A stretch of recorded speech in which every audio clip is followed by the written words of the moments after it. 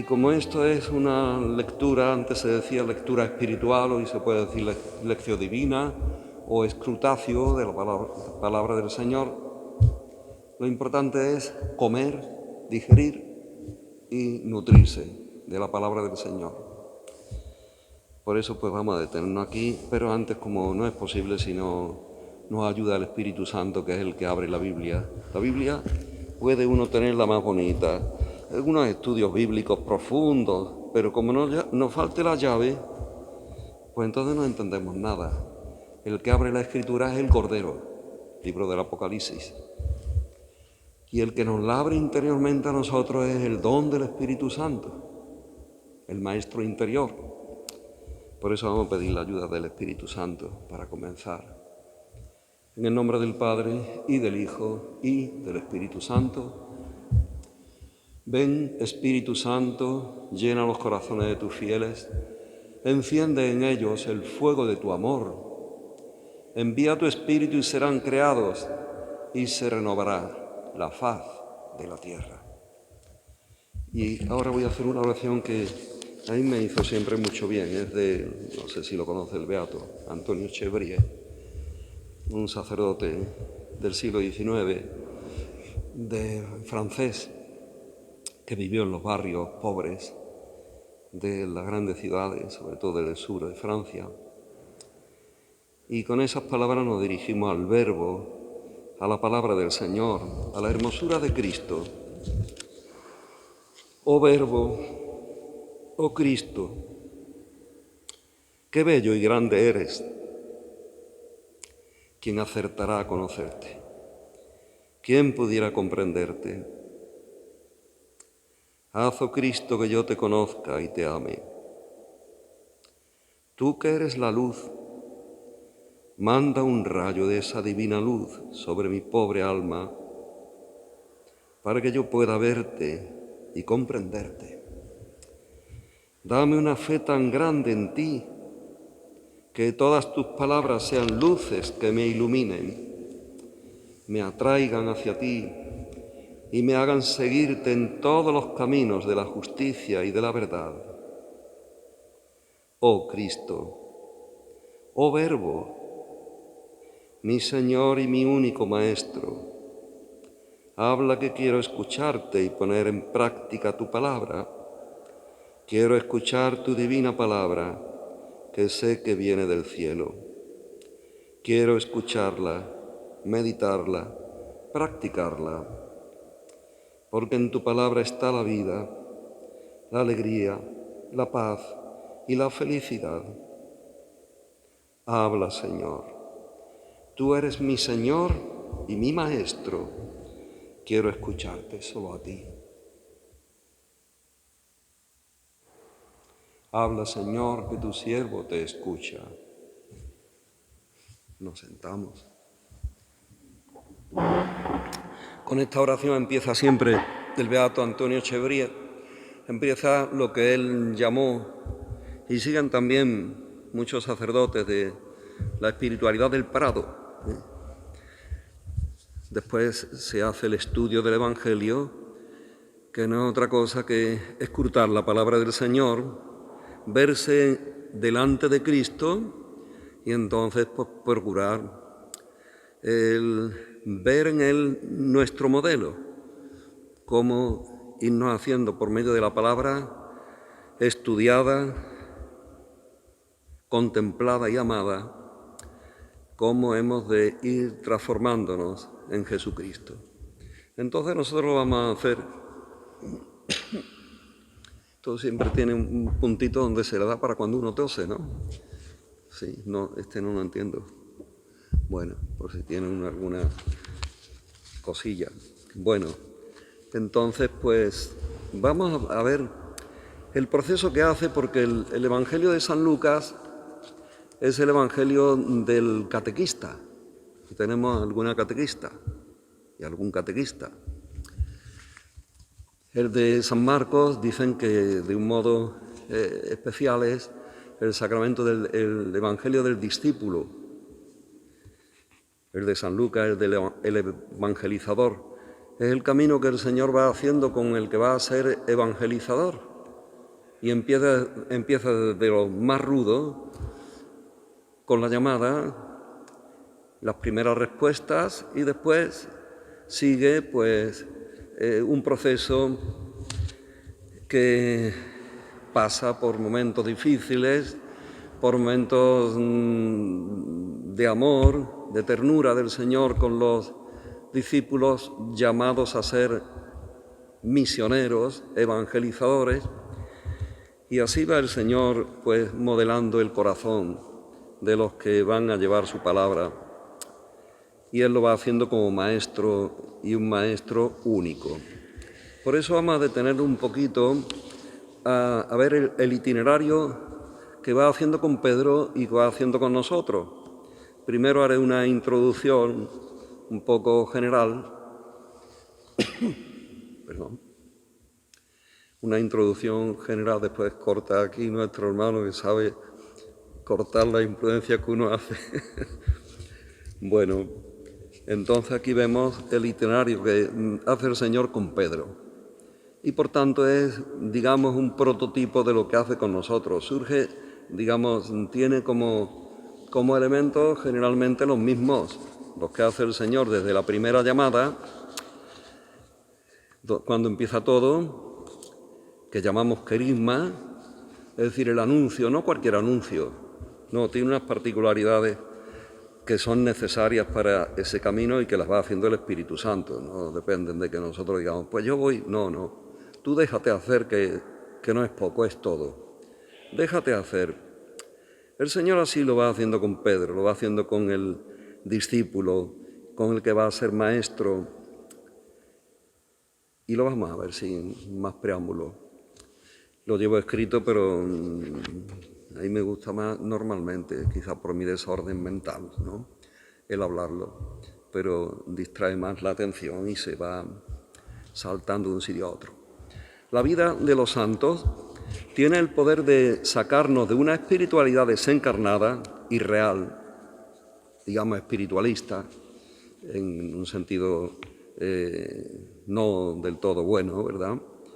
Y nos da la humildad de comprender que no es santo aquel que nunca pecó, mas quien se dejó vencer por Dios, al fin y al cabo, ¿verdad?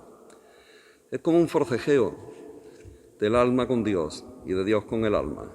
Así está desde el comienzo.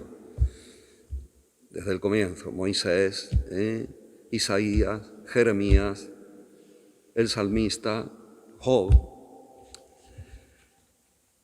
La Iglesia nos presenta la vida de los santos con un doble objetivo, para que sean intercesores en nuestro caminar a la patria del cielo y modelos de imitación de Cristo.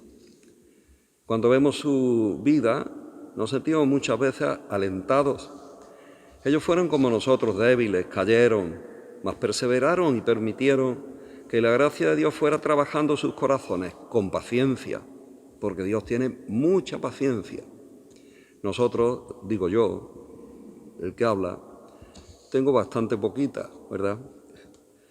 Es como un forcejeo, un pulso que se hace Dios con el alma, como hizo Yahvé Dios con Jacob, cuando se sentía perseguido por su hermano Esaú.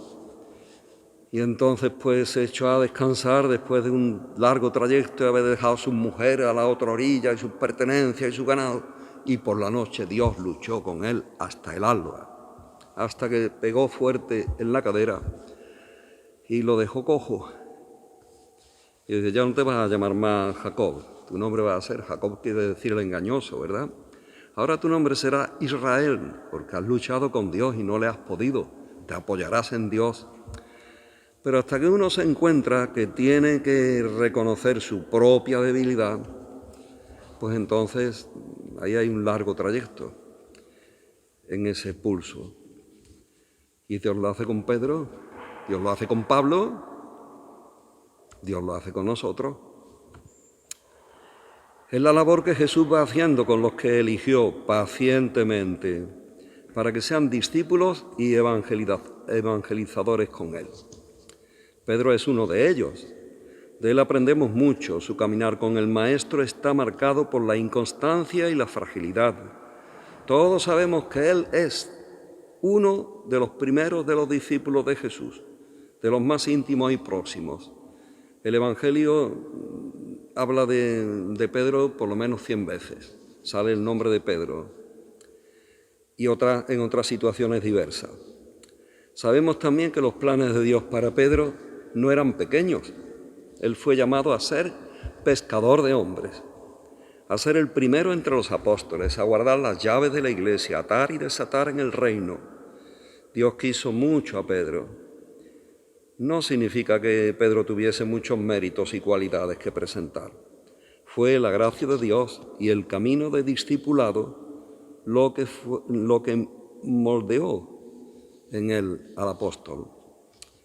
Conviene que nos veamos en él para encontrar fuerza en el camino de Jesús y de la misión que espera de nosotros, porque nosotros estamos llamados a ser mensajeros, porque estamos bautizados, confirmados y eucaristizados, cuerpo de Cristo, y estamos llamados a anunciar la salvación a los hermanos. Conviene que nos veamos, por tanto, en Pedro hoy. Otro día nos podíamos ver en Pablo, o en el cura de Ars, o en San Juan de Ávila, en cualquiera que la Iglesia reconoce que han llevado a cabo su vida de configuración a Cristo. Sus arranques sin miedos, sus luces y oscuridades, sus arrojos y cobardías, sus síes y sus noes, la incoherencia y las negaciones, ¿acaso no son las propias nuestras? ¿No es esa nuestra propia historia? Sin embargo, ninguna página de la historia de Pedro podemos ni debemos arrancar. Esta es su historia. Tampoco podemos ni debemos hacerlo con nuestra vida. Todas las páginas de nuestra vida, por negras que nos parezcan, están puestas en su sitio. No hay material de desecho, podemos decir, en la construcción del hombre, de la mujer, del apóstol, en Cristo. Y es ahí donde el Señor se va a encontrar con nosotros, donde va a actuar en nosotros. Jacob va huyendo, Jacob es un ladino con su hermano, desde que era niño ya se estaba peleando, dice que le daba patada a su hermanito porque eran mellizos, en el seno de su madre. Y nosotros, el Señor quiere en ese punto, que hay un punto de encuentro con Dios, ¿verdad? Y ese punto de encuentro hemos de saber encontrarlo, porque está como escondido, está en nuestra propia debilidad. Y no está fuera de tierra, no está 50 metros más alto, sino allí donde estoy, en mi historia concreta. No hay ningún material desechable para la construcción del hombre en Cristo, para el discípulo, para el apóstol, para el santo. Al final todo estará integrado en una obra perfecta. Jesús ya se lo había dicho a Pedro, lo veremos en el desarrollo de esta tarde. Vas a ser zarandeado, probado, pero esto servirá para el bien de muchos. Mira que Satanás está dispuesto a zarandearte. Y cuando te recuperes podrás confortar a tus hermanos. Pero antes tiene que ser bien curtido, bien apaleado, ¿verdad? Como el buen lino, para que el lino esté, el lino de la túnica blanca, bautismal, para que el lino quede resplandeciente hay que golpear mucho, porque es un vegetal y hay que soltar la fibra, será, hasta que se ponga blanco, pero ha habido que trabajarlo mucho. Nos hará hombres redimidos para redimir, como dice el Papa, misericordiados para misericordiar. También lo va a hacer así el Señor con nosotros, como a Pedro. Nunca nos va a abandonar, nos va a sacar adelante por su misericordia, que por nosotros estamos siempre renqueando. Pero va a ser Él mismo quien lleve a término en nosotros la obra comenzada. Pero atención, siempre que nos dejemos mirar por Él, como Pedro, no lo olvidemos, siempre que nos dejemos mirar por Él. Bien, pues Yo he preparado como 3 escenas, aunque hay muchas más escenas que pudiéramos ver en este trabajo que hace el Señor con Pedro, y que a Pedro a veces con bastantes resistencias se deja hacer. No tira la toalla, la tiró Judas. Pedro no tira la toalla, pero no es que tira la toalla como una posesión. No, él no tiene ni toalla. ¿Qué va a tirar? Pues dejarse llevar y llorar. ¿Qué va a hacer? Bueno, pues entonces lo veremos. Iré presentando primero, lo que pasa que empiezo yo a hablar y no tengo ese control. Ahora voy a hacer la exposición del Santísimo, puesto aquí la mesa para que podamos mirarle mejor, y procuraré ver 3 escenas traigo preparadas de Pedro, o 3 contemplaciones. Esto entra dentro de, digamos, de lo que hace Ignacio de Loyola también, cuando después de darse uno cuenta de que está tocando fondo, entonces lo lleva a levantarse por la contemplación de Cristo. Pero antes hay que tocar fondo. Pedro tocó fondo, pero bien. Tocó fondo y entonces gritó, como dicen, con un lenguaje cristiano, porque el que inventó Alcohólicos Anónimos era un creyente. Hay que tocar fondo para gritar a alguien que está fuera de nosotros, que es Dios, para gritarle que me hundo, como hizo Pedro. Y el Señor a nosotros, que nos ama, a veces nos va llevando a tocar fondo. Muchas veces, en distintas ocasiones, pegamos unas zambullidas que parece que nos vamos a quedar allí ya exhaustos y sin remedio. Y sin embargo, Él nos da la mano, pero hace falta tocar fondo. Vamos a ver entonces algunas escenas que vayan en este sentido. Primero veremos la llamada que hace el Señor a Pedro, después las negaciones de Pedro, y veremos también a Jesús humillado, mientras Pedro está queriendo calentarse y se lleva allí el susto más grande porque niega al Maestro. Mientras tanto, Jesús humillado ante la guardia romana. Entonces vamos a exponer ahora el Santísimo y a continuación haremos este ratito de meditación. Irá entre unos ratitos de meditación y otros ratitos de silencio, de conversación, meditación y conversación con el Señor, sentirnos mirados por Él y mirar nosotros a Jesús. Aunque sea simplemente eso, sin más pretensiones, dejarnos mirar por el Señor, sin huir de nosotros, porque es en nosotros mismos, nuestros pecados, nuestras miserias, nuestros fracasos, donde Jesús nos va a decir, pero ¿qué te pasa? ¿Todavía no tienes fe? Y nos va a dar la mano y nos va a sacar adelante. Entonces voy a hacer ahora la exposición del Santísimo y haremos la primera meditación.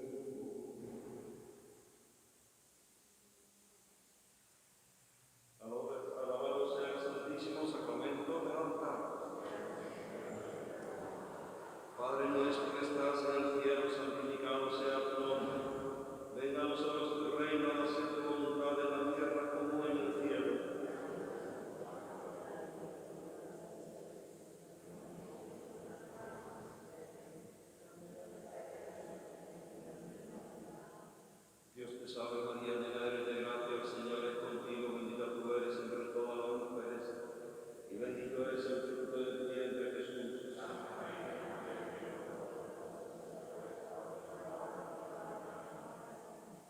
Gloria al Padre, al Hijo y al Espíritu Santo.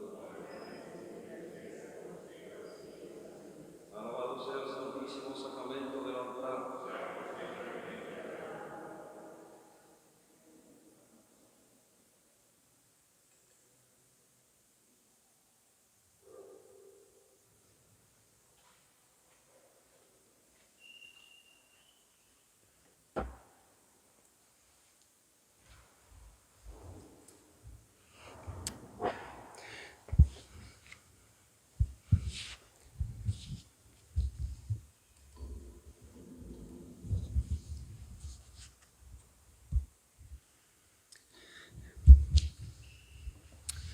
Habla, Señor, que tu siervo te escucha.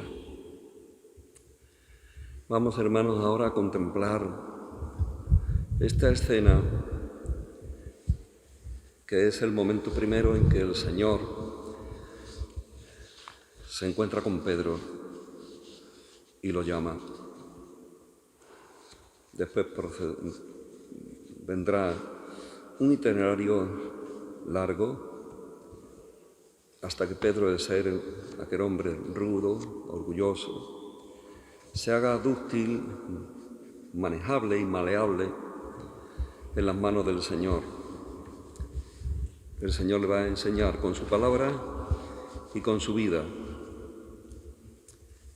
Es de San Lucas capítulo 5, del versículo 1 al 11. Dice así: Estaba él a la orilla del lago Genesaret, y la gente se agolpaba sobre él para oír la palabra de Dios. Cuando vio dos barcas que estaban a la orilla del lago, los pescadores habían bajado de ellas y lavaban las redes. Subiendo a una de las barcas, que era la de Simón, le rogó que se alejara un poco de tierra, y sentándose enseñaba desde la barca a la muchedumbre. Cuando acabó de hablar, dijo a Simón: «Boga mar adentro y echad vuestras redes para pescar». Simón le respondió: «Maestro, hemos estado bregando toda la noche y no hemos cogido nada, pero en tu palabra echaré las redes». Y haciéndolo así, pescaron tan gran cantidad de peces que las redes amenazaban con romperse. Hicieron señas a los compañeros de la otra barca para que vinieran en su ayuda. Vinieron pues y llenaron tanto las dos barcas que casi se hundían. Al verlo, Simón Pedro cayó a las rodillas de Jesús diciendo: «Aléjate de mí, Señor, que soy un pecador». Pues el asombro se había apoderado de él y de cuantos con él estaban, a causa de los peces que habían pescado, y lo mismo de Santiago y de Juan, los hijos de Zebedeo, que eran compañeros de Simón. Jesús dijo a Simón: «No temas, desde ahora serás pescador de hombres». Llevaron a tierra las barcas y, dejándolo todo, le siguieron. Hasta aquí este encuentro con Pedro.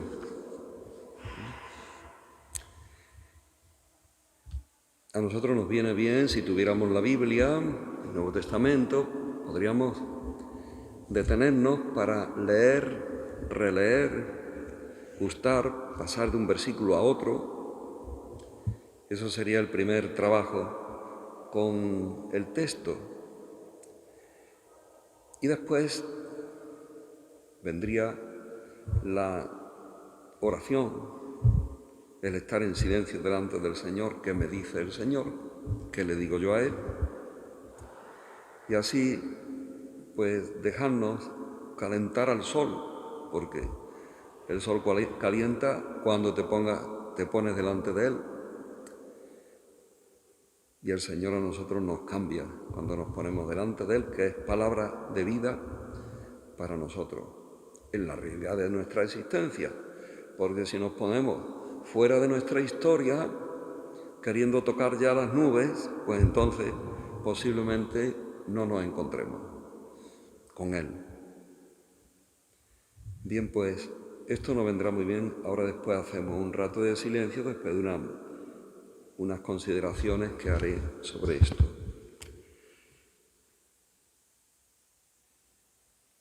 Primero hemos de decir, así nos lo dice San Ignacio en los ejercicios espirituales, para contemplar los misterios de Cristo, las escenas del Evangelio. Nos dice que nos metamos en la escena, que veamos las personas, quiénes son, qué es lo que hacen, qué es lo que dicen. Ver incluso el paisaje, el entorno, oler cómo se olería allí, escuchar. Y entonces se mete uno en la escena y te ves como que te interpela, te toca aquella situación. Así lo hace él en cada una de sus meditaciones, que son tan importantes después que termina la primera etapa de los ejercicios espirituales y después que se ha hecho la llamada al Rey, el Señor. Entonces viene contemplar al Señor cómo es que nos dice meternos en su palabra. La palabra nos lee a nosotros. Nosotros siempre decimos que leemos la palabra, claro, pero la palabra es la que a nosotros nos lee, conforme nosotros leemos y escrutamos y buscamos las perlas dentro de todo lo que tiene en abundancia. Eso que dice Jesús, el pater familia, ¿verdad? El padre de familias, sabe sacar del cajón lo nuevo y lo viejo. Antiguamente, ahora se tira casi todo, pero antes la abuela guardaba en el arca pues, todo, y de ahí va sacando la ropa de invierno, la ropa de verano, esto y lo otro, y hasta aquella manzana que guardaba la abuela para que oliera bien las sábanas cuando estaban allí guardaditas, planchadas, ¿verdad? Pues así también nosotros debemos dejarnos interpelar por la palabra del Señor y sacar todo lo que hay, esas pepitas de oro que están entre el barro y la arena. Pues dejémonos mirar al Señor, mirar por el Señor en esta situación. ¿Cómo era el ambiente aquel junto al lago? Nosotros estamos aquí junto a la costa, mi parroquia anterior, a 50 metros o 100 metros de las playas San Andrés. Esta mañana, esta tarde, venía al aire del mar y se oía el marismo. Y la gente que hay allí, ahora ya ha ido cambiando, pero hasta hace pocos años nos hubiéramos acercado a la playa, allá cuando ya aparece el sol y van llegando con las barquitas y las gaviotas detrás del copo, viendo a ver qué es lo que pueden coger, ¿no? Y la gente esperando que llegue la barca para sacar el copo, a ver si les daban un poquito de pescado del que salían, como pago de haber tirado del copo, que no podían solo los pescadores, y a veces costaba, y entonces hasta los niños llegaban y a cada uno se le daba un puñadito de pescado, de corones o tal, y ese era su sueldo. Pues así estarían la gente allí, y ya estaba el sol salido y el copo aquel no habían sacado mucho en la pesca, que ya había sido pobretona. La gente estaban comentando el tiempo, el temporal, el mar,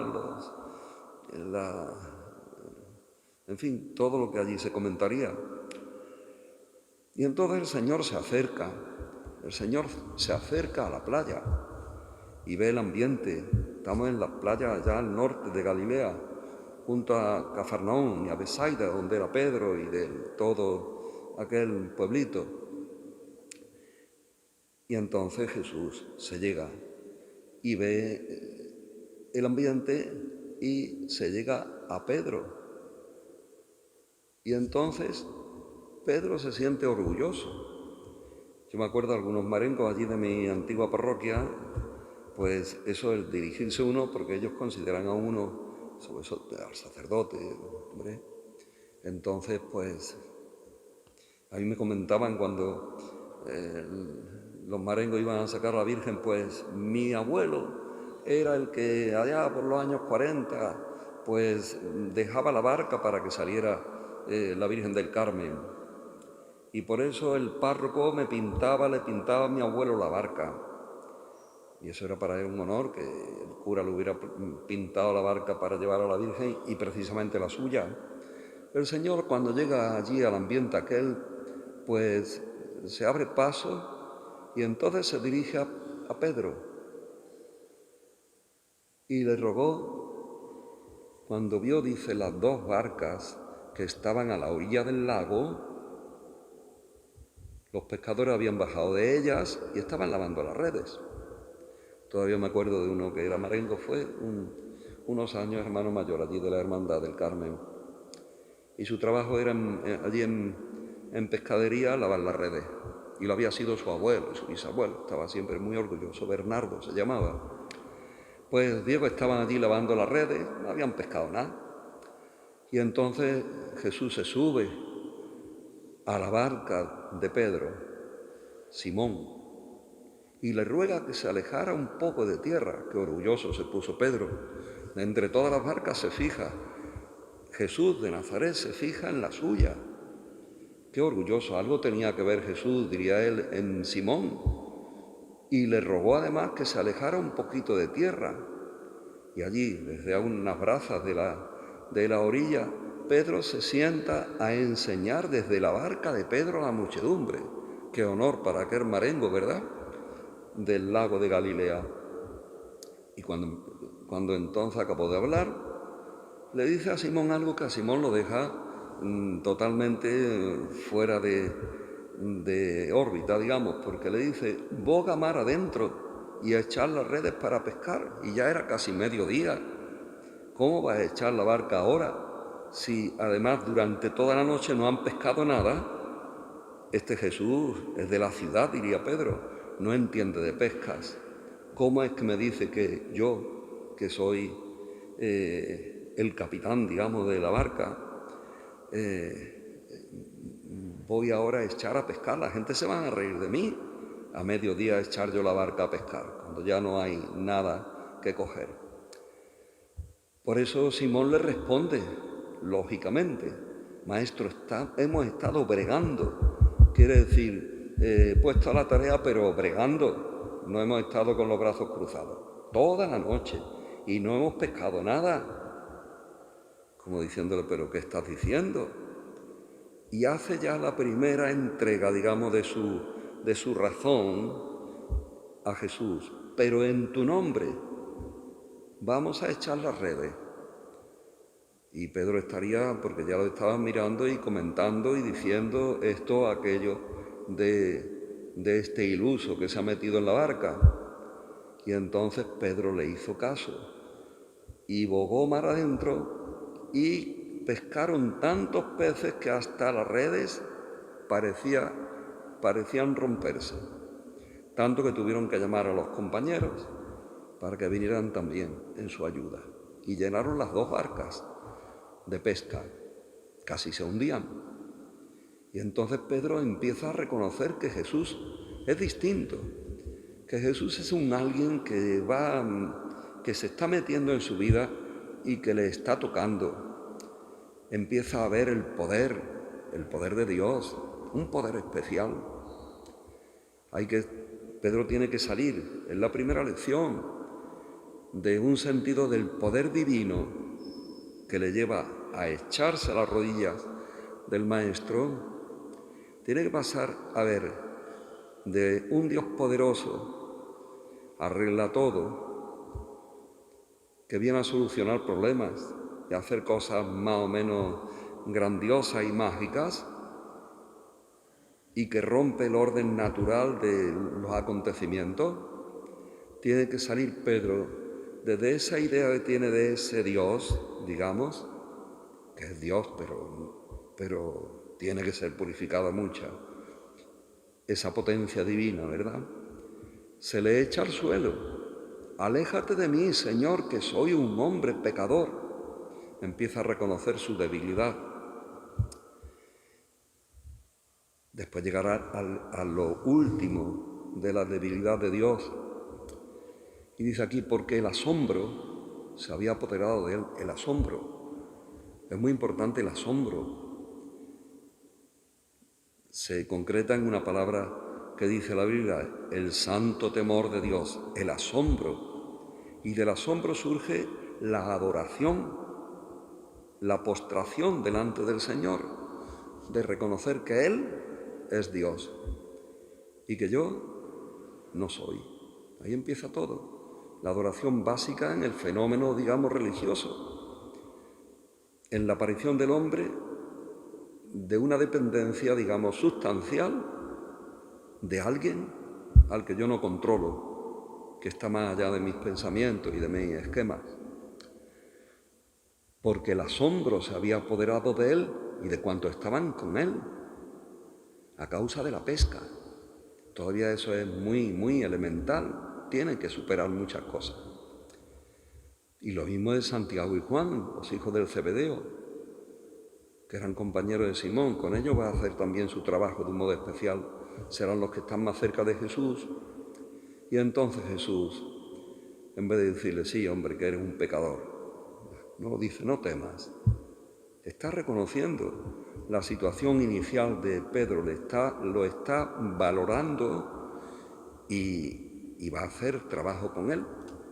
Yo recuerdo cuando niño leí de la vida de Don Bosco y de Santo Domingo Sabio, que llegó Domingo Sabio, un chico de su oratorio, y le decía a Don Bosco, no sé cómo, porque el padre me parece que era sastre, quizá aquí alguno tenía.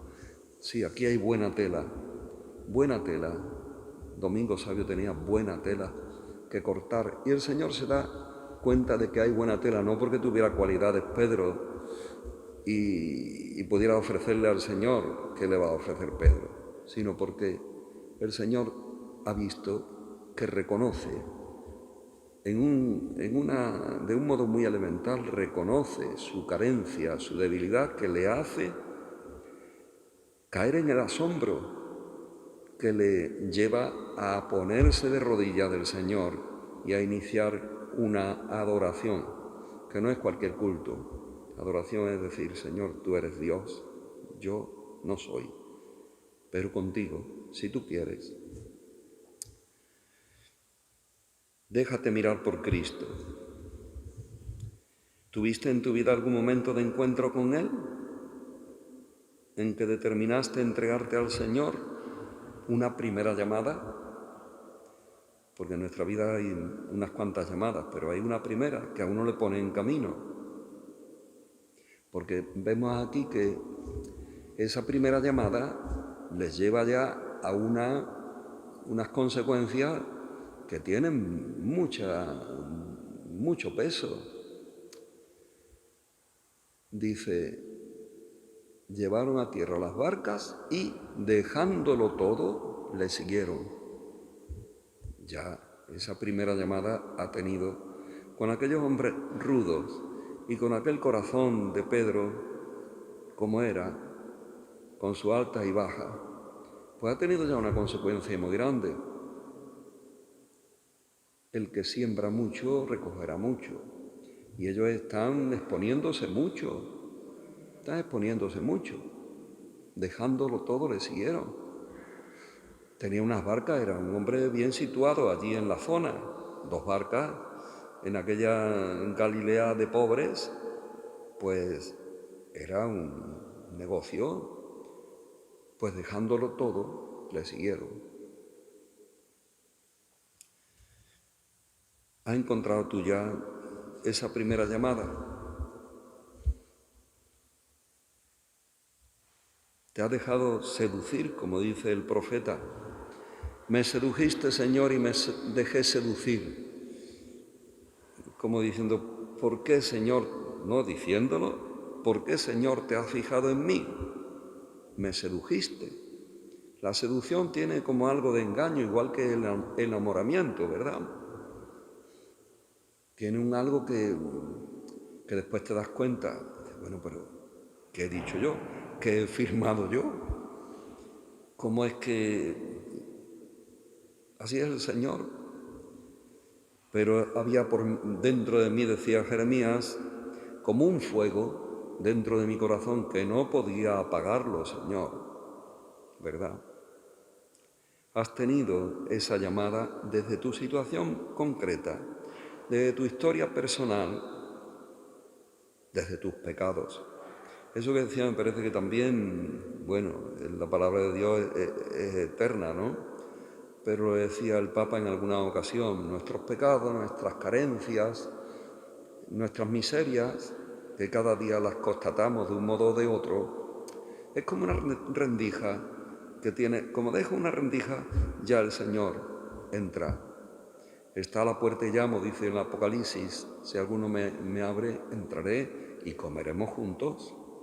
Pero deja una rendijita. El Espíritu Santo es muy respetuoso y como no lo dejemos pasar, siquiera una rendija, que Él pueda un poquito empujar la puerta, pero ese poquito, que el Señor con un poquito que empuje puede entrar, pero si no, y esa rendija es nuestra debilidad muchas veces, nuestras miserias, nuestras cosas no aceptadas. Pues, ¿cuál es mi situación? ¿Cuál fue? ¿Cuál es ahora? ¿Dónde estoy? ¿Qué me dice el Señor a través de esta llamada a Pedro? Mira a Cristo en el sacramento. ¿Qué te dice? ¿Qué le dices tú a Él? ¿Has reconocido que eres un soberbio? ¿Te das cuenta de que el Señor quiere disponer de tu vida? ¿Estás bloqueado ante el reconocimiento de que eres un pecador? Porque el Señor le dice a Pedro, no temas, es verdad, eres un pecador, pero yo te voy a hacer un pescador de hombres. ¿Qué te bloquea para que no te des? ¿Qué me bloquea para que el Señor todavía esté esperando?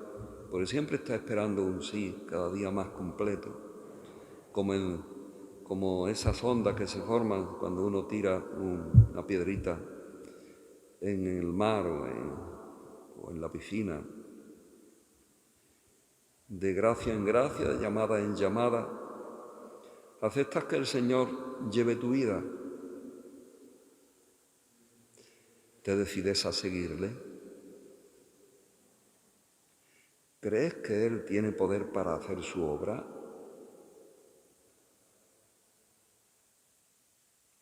Bien, pues vamos a hacer un momento de silencio, como de 10 minutos en silencio, mirando a Jesucristo en la hostia consagrada. Él está aquí, creemos de verdad que está aquí el Señor, pero no aquí porque está en todas partes, pero en el sacramento, cuerpo y sangre derramados, entregados por nosotros. El Emmanuel.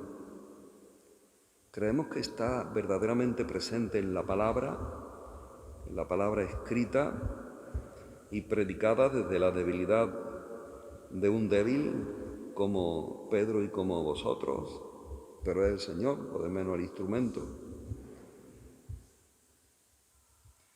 Pues digámosle al Señor, Señor, aquí estoy.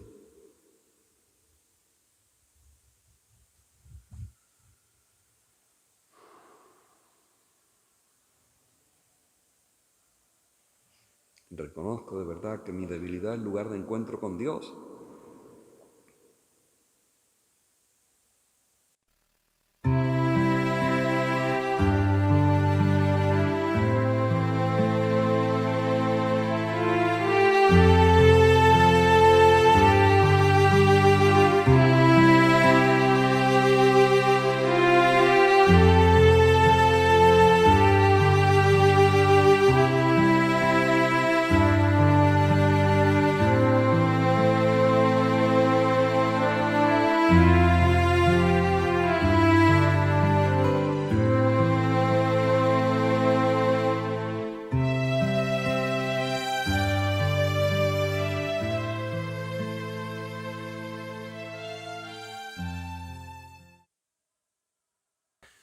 Vamos a hacer otra vez que al comienzo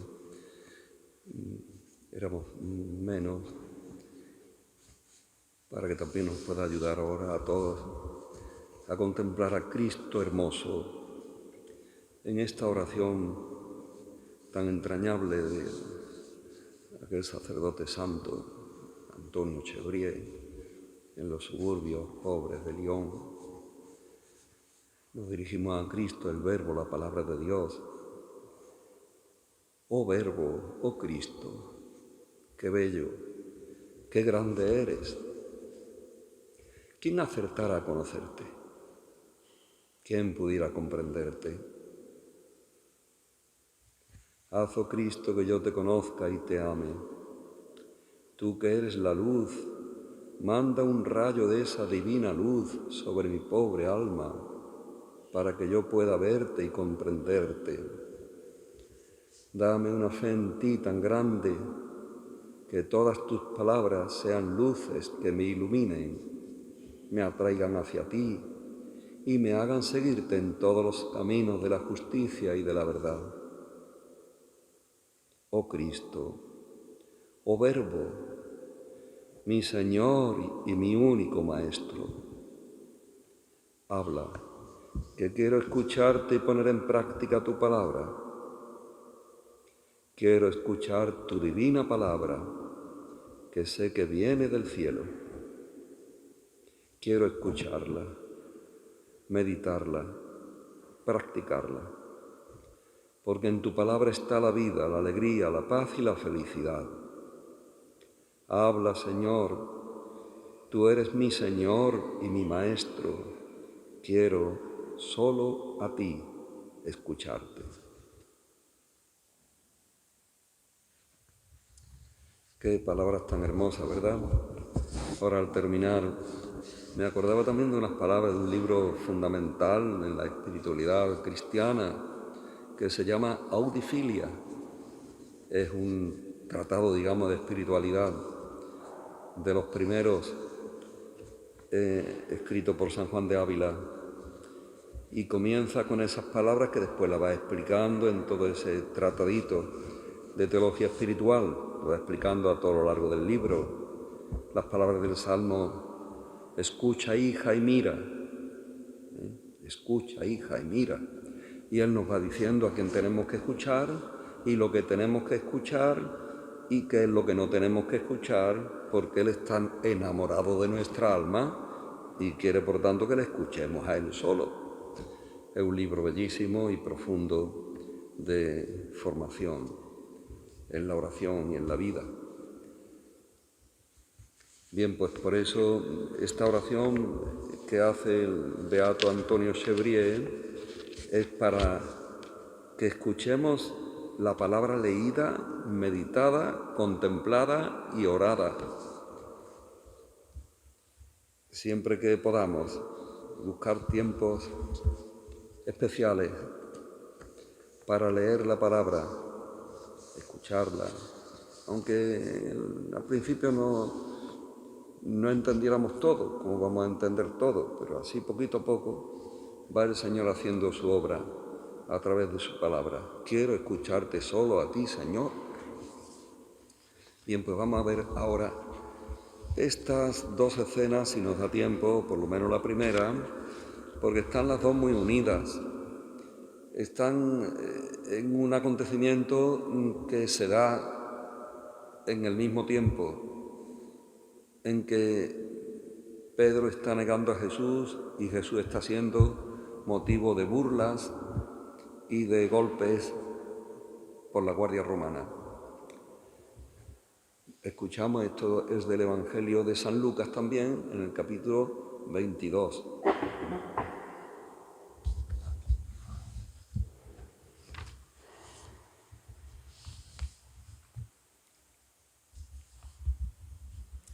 Dice entonces, bueno, antes ha precedido la cena del Señor, la agonía de Jesús en el huerto y el prendimiento de Jesús.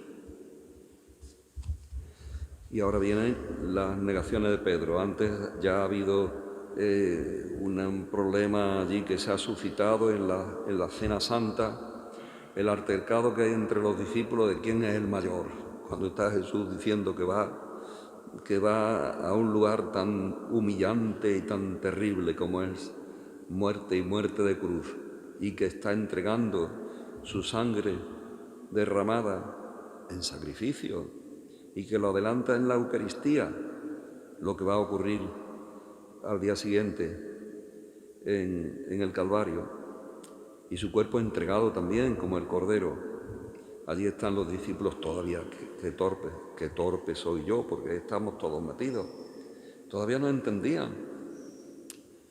Pues, mientras tanto, bueno, después de todos esos acontecimientos, el tema de que allí descubre el Señor el que uno de los 12 le va a entregar, la angustia que hay en el ambiente, y Jesús que sale al huerto de los olivos, donde entra en agonía, en lucha contra el maligno, que está tentándole, como al principio del ministerio, y seguirá tentándole hasta el final. ¿Dónde está tu Padre?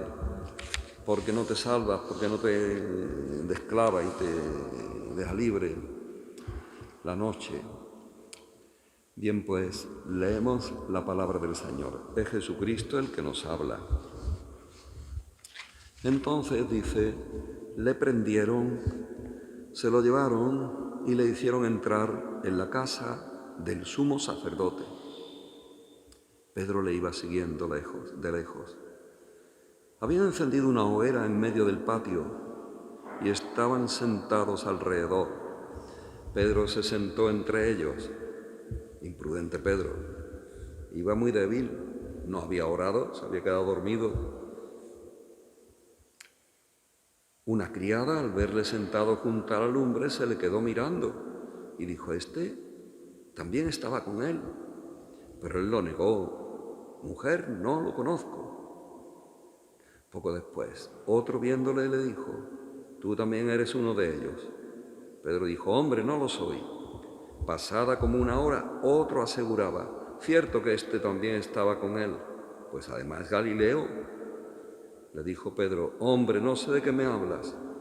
Y en aquel momento, estando aún hablando, cantó un gallo, y el Señor se volvió y miró a Pedro. Y recordó Pedro las palabras del Señor cuando le dijo, «Antes que cante hoy el gallo, me habrás negado 3 veces». Y saliendo fuera, rompió a llorar amargamente.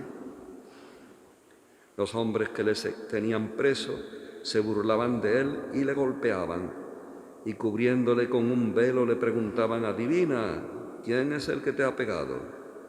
Y le insultaban diciéndoles otras muchas cosas.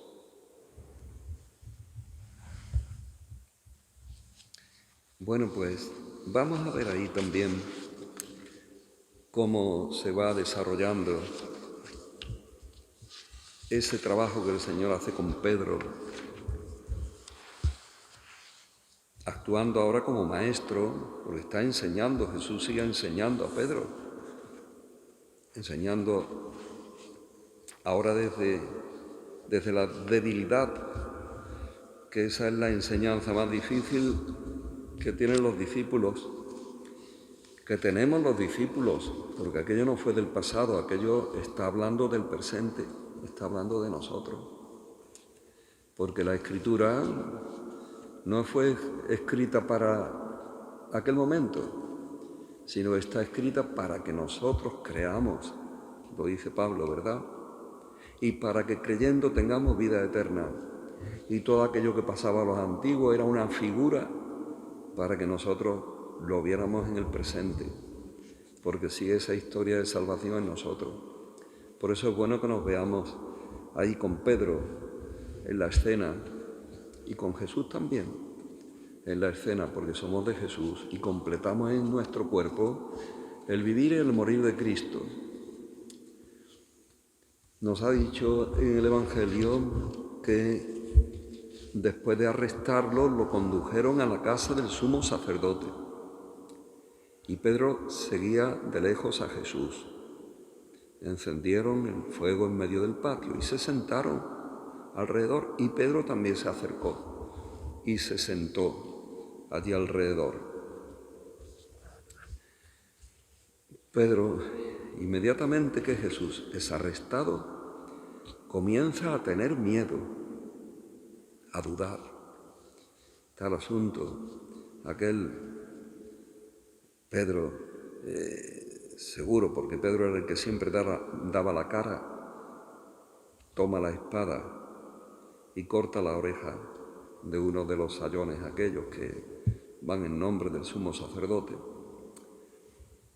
Pedro duda, tiene todavía él la capacidad, el poderío de tener una espada, le dice el Señor, citando a profetas, el que tenga una capa que la conserve y el que tenga espadas pues que la guarde.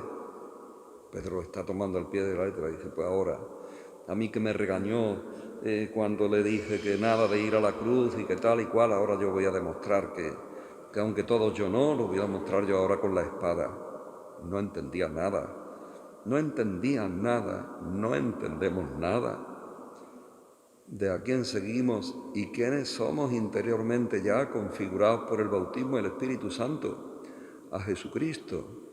No entendemos como Pedro, digo yo, por mí, pienso que por todos, ¿para qué vamos? Esa es la lucha que tenemos en el cuerpo de Cristo, que es su iglesia, de Cristo que está creciendo y configurándose de gracia en gracia, que dice Juan, y que sigue haciéndolo en nuestra vida y en la vida de la iglesia de cada etapa, ¿verdad? A diferencia de Juan, Pedro se aparta de Jesús. Juan siempre seguía a Jesús de cerca. Lo vemos en la película esa tan hermosa de la Pasión del Señor, de la Pasión de Cristo. Pues Pedro con la Virgen, Juan, Pedro se ha apartado de Jesús y comete la imprudencia de entrar al patio y ponerse allí con los que están hablando y comentando, sentado al fuego.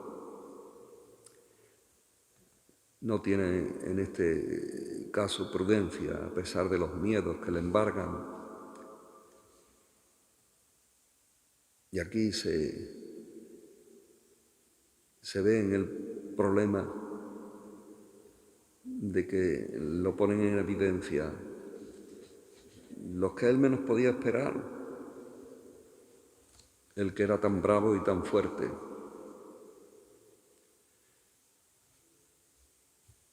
Qué bueno es pedirle al Señor, no meternos en la tentación. Decimos en las completas por la noche unas palabras de la carta de San Pedro, hermanos, estad vigilantes, porque el enemigo como león rugiente anda alrededor de vosotros buscando a quien devorar. Resistidle firme en la fe. Pedro se acercó demasiado al peligro y el que estaba tan débil. Y una sirvienta que lo vio junto al fuego lo miró fijamente. También estaba con él. Y Pedro, mujer, yo no lo conozco.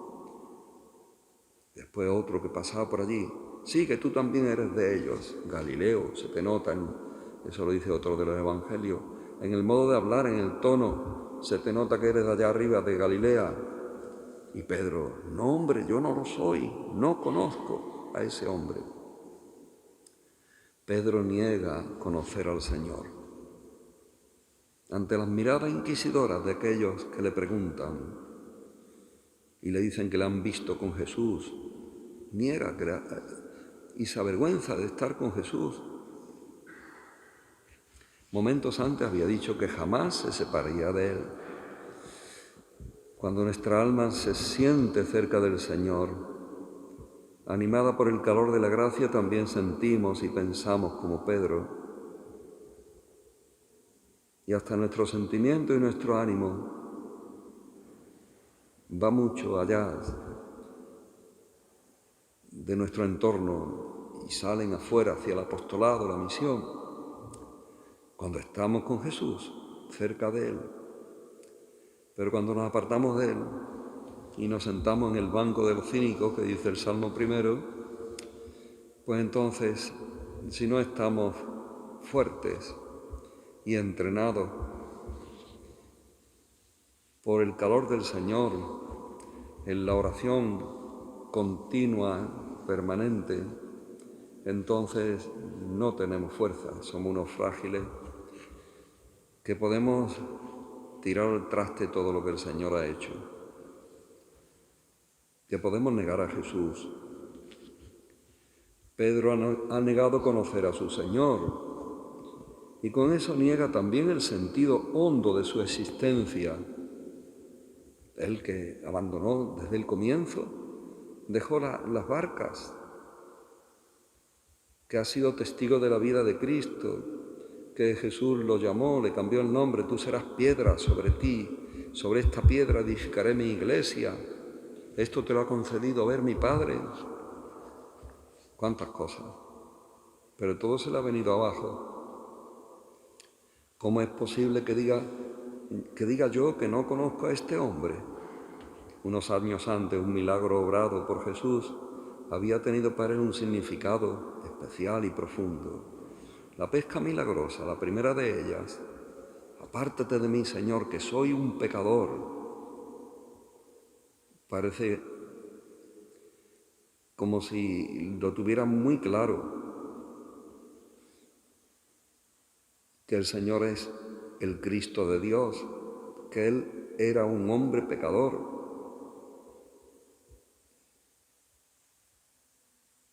Aquel que fue tan feliz al lado de Jesús, ahora comienza a darse cuenta de que realmente es un pecador. El Señor antes le había dicho, no temas, Simón, desde ahora serás pescador de hombres. Y dejando todo lo siguió. La vida de Pedro desde entonces tenía un único y formidable objetivo, amar a Cristo y ser pescador de hombres. Todo lo demás sería instrumento y medio para este fin.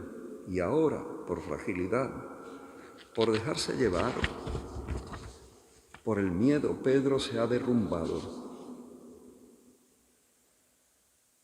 Qué bien le hubieran caído a Pedro las palabras que el Señor le dijo a Pablo. Allí donde eres débil, yo me hago fuerte, mi gracia te basta. Él había oído palabras equivalentes de esas. No temas, serás pescador de hombres.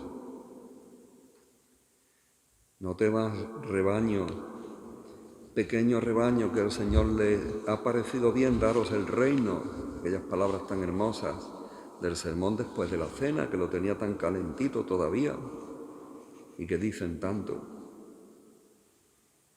Y ahora Pedro niega a Jesús, se abandona a su debilidad. Sin embargo, Jesús espera. Y otra vez al ratito le insisten, no hay duda, este es uno de ellos, Galileo. No sé de lo que hablas. Y cantó un gallo. Se acordó que el Señor se lo había dicho, hoy antes que cante el gallo me habrás negado 3 veces. Y saliendo afuera lloró amargamente. Nos ha dicho el Señor que dice que el Jesús se volvió y miró a Pedro. Jesús se volvió cuando salía, cuando lo llevaban al otro tribunal. Jesús se volvió y lo miró. Una mirada de Jesús. Las palabras en el Evangelio están muy escogidas. Lo miró. Se quedó con la mirada fija en él. Y él se dejó escrutar por esa mirada. Mirar a los ojos. Y entonces se salió del pretorio y lloró amargamente. Pedro niega a Jesús por 3ª vez. Uno siempre es capaz de repetir 1, 2, 3, 100 veces el mismo pecado. Si nos mantenemos con miedo, lejos del Señor y sin la confianza puesta en Él. La 3ª vez Pedro muestra que se abandona completamente a su pasión humana porque empezó a hablar de malos modos, diría un montón de barbaridades, negando a Jesús y queriendo disculparse de que lo hubieran visto. Y enseguida cantó el gallo y Jesús lo miró. Todos imaginamos que lo mira de forma penetrante, con ojos acusatorios, pero la realidad es que la mirada de Jesús fue de amor, de perdón. Una mirada que decía: tranquilo, Simón, ya sabíamos que esto tenía que suceder, todo va a estar bien. Cuánta comprensión, cuánta esperanza debió percibir Pedro en ella. Se sintió al descubierto, sí, pero no condenado. Sus lágrimas no eran lágrimas de amargura y de remordimiento destructivo. Por eso seguían ahí trabajando aquellas lágrimas, y aquella mirada les seguía trabajando hasta lo que 2 días después iba a ocurrir al comienzo de los días de la resurrección del Señor. Más que de reproche, la mirada de Jesús fue una propuesta renovada de amistad, una mirada dolorida, porque el amor nunca es indiferente ante la infidelidad, pero sobre todo fue una mirada acogedora y compasiva, porque el amor no lleva cuentas del mal. Y automáticamente Pedro recordó las palabras de Jesús. No solo habrá recordado aquello, sino también todo lo vivido junto a él, las pescas milagrosas, las sanaciones, cada palabra, cada comida compartida. De alguna forma, Pedro regresa a Jesús y lo vuelve a reconocer como el Señor, el Mesías, a través de su recuerdo. Yo quiero recordar, aunque tengo que verla otra vez para asegurarme, cómo Pedro llora con la Virgen, y Gibson pues estudió mucho libros y tradiciones de la Iglesia y de santos sobre la pasión del Señor. Pedro mirando a la Virgen y la Virgen mirando a Pedro, y Pedro llorando. Tenían que ser aquellos días duros, porque la Virgen estaba en todo. Era la Madre de Jesús, ¿cómo no iba a estar allí durante la flagelación, durante todo lo que ella podía estar, y la pasión y el juicio y la corona de espinas? Y Pedro estaría con ella. ¿Dónde iba a estar? Ya después de haber llorado y haber quedado en evidencia. ¿A dónde iba a ir? Judas se fue. Él no se podía ir. Cargando con su pecado, pero sabiéndose ya perdonado y amado. Y recordé a Pedro cada palabra, cada comida compartida. Por eso Pedro regresa a Jesús y lo vuelve a reconocer en su misericordia. Tiene ya otra capacidad para seguir a Jesús, para ser discípulo y para ser evangelizador, porque está siendo, con las palabras del Papa, misericordiado, y por tanto podrá tener misericordia con causa, ¿verdad? Y de compasión hacia los pecadores, porque Él ha sido el primero, y mucho. Por eso no podemos desesperar, es que soy un pecador. Ojalá nos diéramos cuenta de que somos pecadores y lloráramos por nuestros pecados. Lo malo es que le demos vuelta y que nos recoma el remordimiento, que eso ya no es sano, porque Pedro no le estaba recomiendo como a Judas la conciencia, sino haciéndole llorar, haciéndole amar desde el dolor de la infidelidad. Allí empieza precisamente, en esa debilidad, empieza el arrepentimiento.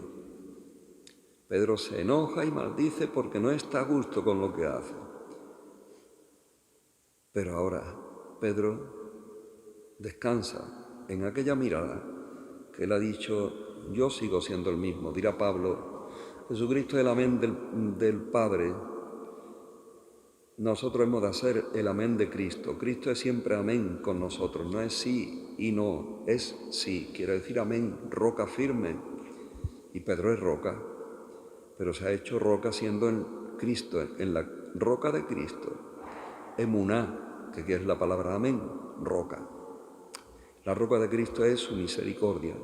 Y nosotros estamos aquí porque Dios, Cristo, es misericordioso. En la Eucaristía, que es el centro de nuestra fe, ahí está todo, la misericordia. Si no, ¿cómo voy a estar yo aquí hablando y vosotros escuchando? ¿Por qué? Es la misericordia de Dios la que ha hecho que Pedro pueda seguir a Jesús y dar testimonio un poco más tarde con su sangre en Roma. Aquí podemos ver la diferencia de las negaciones de Pedro y la traición de Judas. Judas lo vende, lo traiciona y se arrepiente. Se da cuenta de lo que ha hecho, pero se desespera. El Señor la ha llamado amigo, a diferencia de Pedro, que no le vuelve la mirada a Jesús, que soporta la mirada de Jesús y que la acoge con un corazón pobre, de un miserable, le hace que se reconcilie. ¿Y nosotros? ¿Cómo nos vemos en este pasaje? ¿Qué me dice el Señor? ¿Dónde me encuentro en este pasaje? ¿Dónde me encontré alguna vez con este pasaje? Seguro que tenemos momentos de llorar nuestros pecados. Tal vez hoy. Y ojalá nos diéramos cuenta de que hoy tenemos que mirar a Jesús y llorar. Porque de ahí surge la alegría del alma, con una alegría que no conoce el mundo. De ahí surge la oración confiada. De ahí puede surgir la humildad, que está en el fondo de todo lo bueno. De ahí surge la caridad, la compasión. Ahí surge todo. Del reconocimiento de Dios, hecho presente a nosotros en la debilidad de Cristo, y que se encuentra a nosotros cuando reconocemos nuestra debilidad y la lloramos ante el Señor. Por eso miremos a Cristo en la Eucaristía y dejémonos ver, mirar por Él, amar por Él.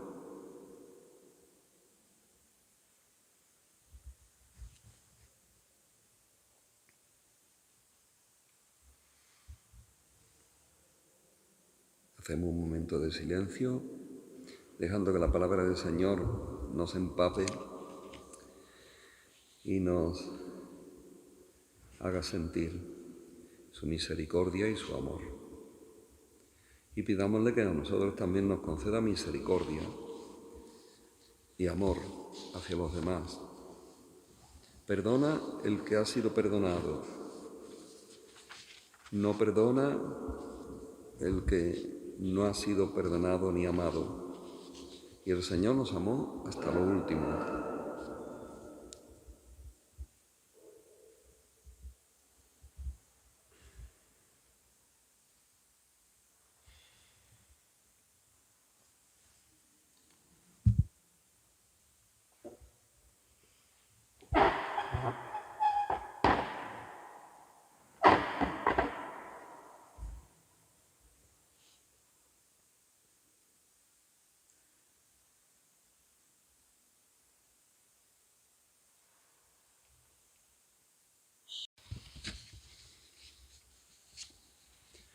Vamos a pasar a esta tercera escena del camino que va haciendo Pedro hasta ser un instrumento útil para Jesús humilde, el Dios con nosotros. Es un momento que ocurre en la pasión mientras que Pedro va negando, está negando. Jesús está allá dentro. Y dice el Evangelio, versículos 63 a 65 de capítulo 22 de Lucas: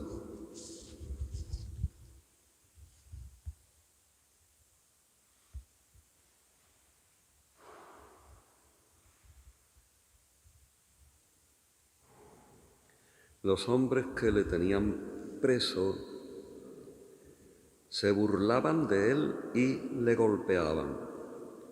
Y cubriéndole con un velo le preguntaban: adivina, ¿quién es el que te ha pegado? Y le insultaban diciéndole otras muchas cosas.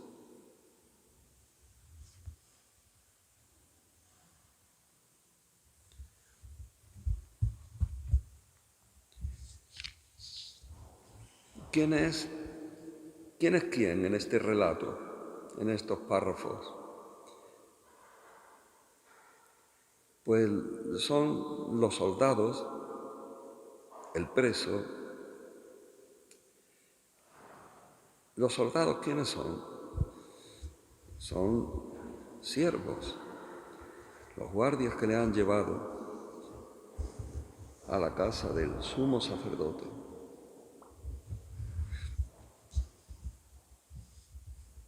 Persona acostumbrada a recibir también humillaciones y ofensas por parte de sus jefes. Están obligados a los trabajos más bajos y sucios para someter a la gente. No pueden abrir la boca delante de su jefe, que respiran violencia. No conocieron otra cosa, la ley del más fuerte. Nadie les amó, solo conocieron el desamor. Despreciados, odiados por la gente, en el fondo nadie les amaba. A su paso, la gente guardaba un silencio tenso, los miraban con antipatía y odio. Su trabajo era un trabajo sucio. Y el preso, un Galileo, destacado y con gran fama de santo y de profeta. Por aquellos días, nos lo decía el Evangelio hace poco, habían entrado las guardias romanas en el templo a saco y mataban a muchos galileos que estaban ofreciendo sus corderos, y su sangre se mezcló con la de los corderos. Jesús era un Galileo, gente levantisca del norte. Tenía incluso un barrio, el barrio alto, donde ellos se reunían, como cuando iba la gente antes de los pueblos a la ciudad. Tenían sus bares, sus sitios, todavía en Málaga ya no, o sí, pero entonces iba allí donde iba el camión de tal sitio, tal otro, iba el cosario y tal. Ellos se reunían allá en la parte del monte Sión, donde está el cenáculo. Era el sitio de reunión. Jesús, un Galileo. Gente reconocida por su fervor religioso, a veces por su crítica hacia la corrupción del templo, y además activistas y a veces celotes, es decir, terroristas que se tomaban la justicia por su mano. Jesús es un preso importante. Sobre él va a recaer toda la violencia que aquellos soldados o aquellos guardias tenían retenida. Sin saberlo, ellos van a llevar a cabo la profecía de Isaías sobre el siervo sufriente, mudo ante los que le torturan. ¿Qué es lo que hacen contra Jesús? Se burlaban y lo golpeaban. La tortura y la burla de los presos era algo común, todavía lo es. Así debilitaban la resistencia y la entereza del preso, o provocaban su rebeldía y lo hacían más manipulable ante el tribunal, o descargaban así su venganza contra aquella gente que a ellos les odiaba. Pueden descargar contra él sus descontentos, sus cuentas pendientes y de paso dar salida a su tedio y aburrimiento. A ellos ha llegado la fama de que Jesús de Nazaret es un hombre de prestigio y un hombre santo y profeta. Sus palabras de vida, su amor a los desheredados de la tierra, saben que le siguen la gente más humilde, los enfermos, lisiados, los descartados y despreciados de la sociedad. También saben que le siguen personas del templo, que espían sus movimientos y buscan su daño. Todo ello explica su actuación. A Jesús lo provocan, lo golpean, además en lo que le es más querido, porque Jesús es la palabra del Padre, adivina, es decir, haz de profeta. ¿Quién te ha pegado? Hemos de fijarnos en unas expresiones que nos dicen mucho. Dice, le golpeaban y se burlaban. Usa ahí en otros actos que hacen el imperfecto del verbo, ¿verdad? No es que le golpearon y se burlaron de él, sino que lo seguían haciendo. ¿Por qué? Porque a Jesús lo iban a empezar a llevar de un tribunal a otro, al sumo sacerdote, a Pilato a Herodes de nuevo a Pilatos. Van a tener varias comparecencias y entre una y otra se quedan a merced y en custodia de los guardias. Por tanto, le golpeaban y se burlaban. Es decir, durante mucho tiempo, en distintas situaciones, entre sus idas y venidas de un tribunal a otro. ¿Qué pensaban ellos mientras que hacen esto? Pues tal vez con asombro se preguntan, ¿pero por qué este hombre no reacciona? ¿Qué hay en él que no se mueve contra nosotros? ¿No es el profeta que esperaba tanta gente?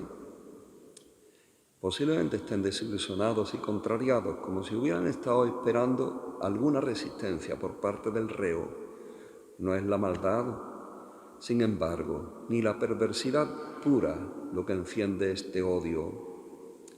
Es precisamente el sufrimiento que ellos llevan por dentro lo que ahora desahogan contra Jesús. En esta cadena de transmisión que es el odio, violencia engendra violencia. Una persona violentada es una persona justiciera, porque no se conforma con la vida, busca justicia y puede poner al descubierto los instintos más bajos de la humanidad. Se preguntarán, ¿este hombre por qué no reacciona? No son conscientes de que estaban cumpliendo la Escritura acerca del siervo doliente y que Jesús está cargando con sus frustraciones y sufrimientos. ¿Y cómo reacciona Jesús? Mientras Lucas nos hace comprender que Jesús responde con el silencio, el evangelista San Juan dice que Jesús dijo unas palabras: si te he hecho algún mal, dímelo, si no, ¿por qué me pegas? He aquí a Jesús, el evangelizador, que está enseñando al que va a evangelizar, en el mismo momento en que es maltratado. También el cuerpo de Cristo sigue siendo objeto de injusticia, de persecución, de martirio. Jesús se está dirigiendo a la humanidad más profunda que hay en la persona que le golpea y que se burla. ¿Por qué haces esto? Ciertamente en su corazón está disculpándole a ellos. Comprende su tosquedad, su brutalidad. Comprende que en el fondo no son tan culpables de lo que están haciendo. Se ofrece por ellos como Cordero inocente, hostia santa e inmaculada. Se ofrece por ellos como salvación, como palabra mansa del Padre. Él está rompiendo en su cuerpo de siervo la espiral de la violencia que llega hasta ellos y que ellos arrastran como último eslabón y que va a recaer en el cuerpo inocente del siervo de Dios, como si fuera ya el último eslabón que va a romper esa cadena de transmisión, porque Cristo viene como víctima inocente, Cordero que quita el pecado del mundo. La sangre derramada desde los comienzos por el inocente Abel seguía y sigue clamando justicia, y ahora es pagada, es vengada en el cuerpo del siervo sufriente. Se ha cortado la espiral de la violencia Ya no tiene la última palabra el odio, ni el poderío del más fuerte.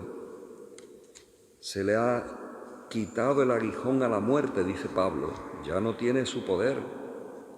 El cuerpo inocente de Cristo, su cruz gloriosa, ha sido anulada. La tortura. Ha anulado la tortura, la burla, los golpes, la muerte. Y Jesús sigue sufriendo, porque Cristo es la cabeza, nosotros somos los miembros. Y decía Pablo, yo completo en mi cuerpo el morir de Jesús. Y dicen también los justos, los que tienen conciencia de que son de Cristo, cuando perdonan al enemigo, cuando no devuelven mal por mal, ni maldición por maldición, sino bien y bendición. Jesucristo sigue derramando su sangre en los inocentes. ¿Qué hacemos nosotros? En el fondo Jesús se excusa, se está revelando algo nunca visto, la debilidad de Dios, algo no comprendido hasta Jesús.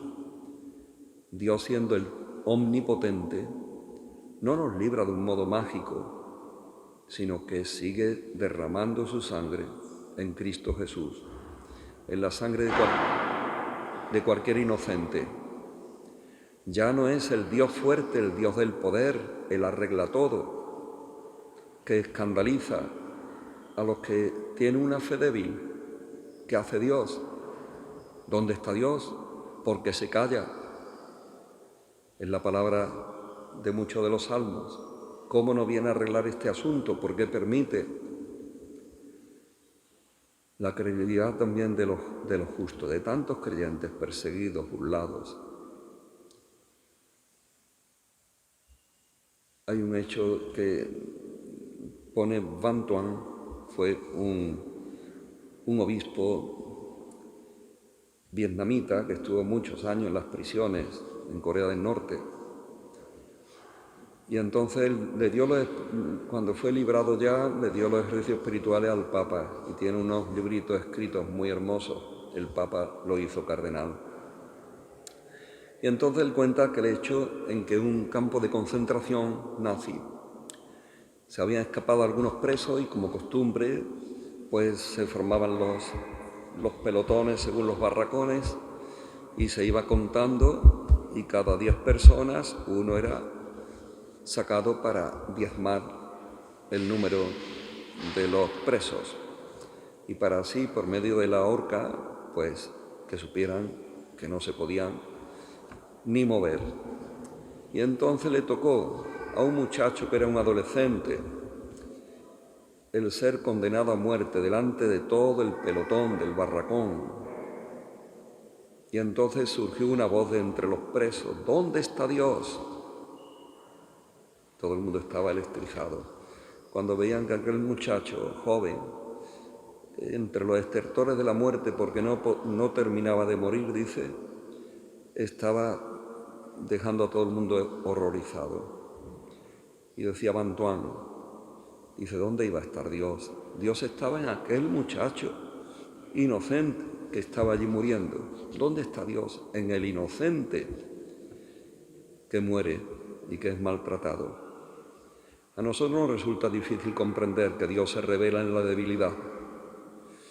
Y esa es la lección que Cristo, el Maestro, quiere dar a Pedro, que ha sido tan duro en su aprendizaje, de una manera tan dura, pero después muy bien modelada por el Maestro. Dios se muestra en la debilidad. Has reconocido tu debilidad, te apoyarás en Dios, le dice el Señor a Jacob. La debilidad de Dios manifestada en Cristo Jesús. Está ahí la imagen de Cristo atado a la columna. Y está sobre todo Cristo, su cuerpo entregado, su sangre derramada. Todo esto nosotros lo acogemos como palabra de Dios, que nos ilumina sobre el hecho de que la potencia del Señor no se manifiesta solamente en sus obras, que son magníficas, sino también en el padecer y en el padecer con aquella humildad, sencillez y mansedumbre. Cuando estamos muy enteros en nuestra salud, en nuestros años, en nuestra profesión, en nuestra familia, todo parece muy bien, pero cuando nos viene la enfermedad, la ancianidad, el fracaso, la muerte, la pasividad, ¿dónde está Dios? Pues ahí está, en Cristo crucificado, que resalta la profunda dignidad del hombre. Ciertamente es Jesús quien representa el más profundo ser del hombre justo y verdadero, el que comprende y vence con su mansedumbre a quienes se lanzan contra él.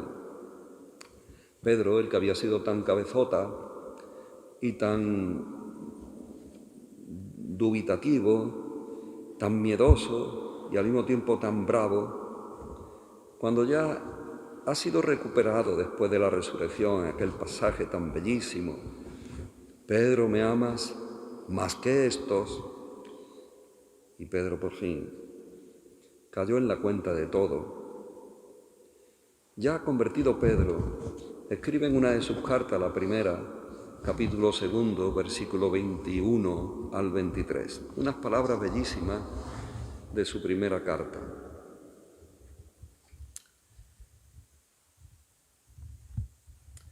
Y nos dice, después de unas situaciones que él procura ir aclarando a los lectores, dice: pues qué gloria hay en soportar los golpes cuando habéis faltado. El tema es cuando tenéis que sufrir sin haber faltado. Pero si obrando el bien soportáis el sufrimiento, esto es cosa bella ante Dios, pues para esto habéis sido llamados. Él habla desde su propia carne, ya que también Cristo sufrió por vosotros, dejándoos ejemplo para que sigáis sus huellas. El que no cometió pecado y en cuya boca no se halló engaño, el que al ser insultado no respondía con insultos, al padecer no amenazaba, sino que se ponía en manos de aquel que juzga con justicia. El mismo que sobre el madero llevó nuestros pecados en su cuerpo, a fin de que muertos nosotros a nuestros pecados, vivamos para la justicia, con cuyas heridas hemos sido curados. Erais ovejas descarriadas, pero ahora habéis vuelto al pastor y guardián de vuestras almas. Esto escribía Pedro de tantas debilidades. Nos acercamos a la adoración, a la bendición del Señor. Es Jesús que nos habla, nos mira, dejémonos mirar por Él.